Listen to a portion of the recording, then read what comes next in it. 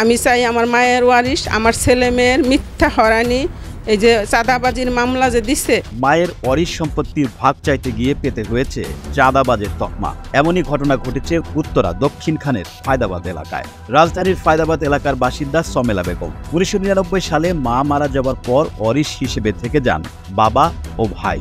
সুন্দর সম্পর্ক থাকলেও বিপত্তি বাধে মায়ের ওয়ারিশ সম্পত্তি চাইতে গিয়ে। সম্পত্তি তো পাননি, উল্টো চাঁদাবাজির মামলা ঠুকে দিয়েছে ভাই সেলিম। মামলা থেকে রেহাই পাননি অসুস্থ স্বামী, সন্তান, এমনকি মেয়ের জামাইও। আমার ছেলে মেয়ের নামে, আমার স্বামীর নামে মিথ্যা হয়রানি মামলা করছে চাঁদাবাজির।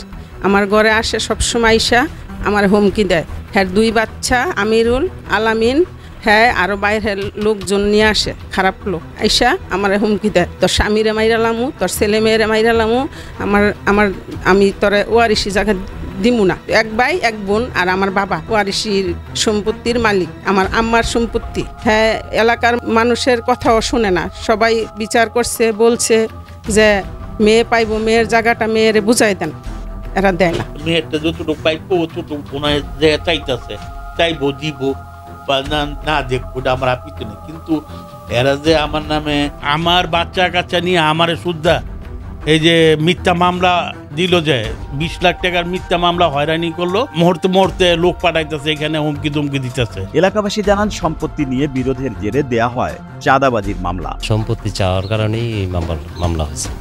এমনিতে কোনো চাঁদাবাজি না, এগুলো সব মিথ্যা। যদিও এসব অভিযোগ অস্বীকার করেন ভুক্তভোগীর ভাই সেলিম মিয়া। তিনি বলেন তার বোনকে প্রাপ্য সম্পত্তি তিনি বুঝিয়ে দিয়েছেন। ওরাও আমাদের জমি বুঝাই দিছে, আমরাও ওর জমি বুঝাই দিছি। 1999 সালে আমার মায়ের মৃত্যুর পরেই আমরা জমি বন্টন করে নিয়ে যার যার জমি বুঝে নিয়ে বাড়িঘর করছি। দীর্ঘ 25 বছর পর তারা আমার বাড়িতে আইসা আমাদেরকে দুর্বল পাইয়া আমাদেরকে জিম্মি কইরা রাইখা আমাদেরকে বিভিন্নভাবে হয়রানি কইরা এই বাড়ি তারা কেড়ে নিচ্ছে। এ বিষয়ে একাধিক মীমাংসার জন্য বসা হয় স্থানীয় কাউন্সিল অফিসে এবং ভুক্তভোগী সমেলা বেগম ওয়ারিশ সম্পত্তি বুঝে পান নাই মর্মে প্রতিবেদনও দাখিল করে। রাস্তায় গিয়েও তারা জমি পায়, এখনো 3% কয়েক পয়েন্ট জমি পাবে, সেটা বাবা তো বুঝাই দিব, বাবার দখলে আছে, ভাইয়ের দখলে আছে। তো এই প্রতিবেদনটা আমি দিয়ে দিচ্ছি। তিনি আরো বলেন একই পরিবারের লোক চাঁদা চাইবে এমনটা কোনোভাবেই বিশ্বাসযোগ্য নয়। বা আপার মেয়ে, আপন ভাইয়ার কেন কি চাঁদাবাজি হয়?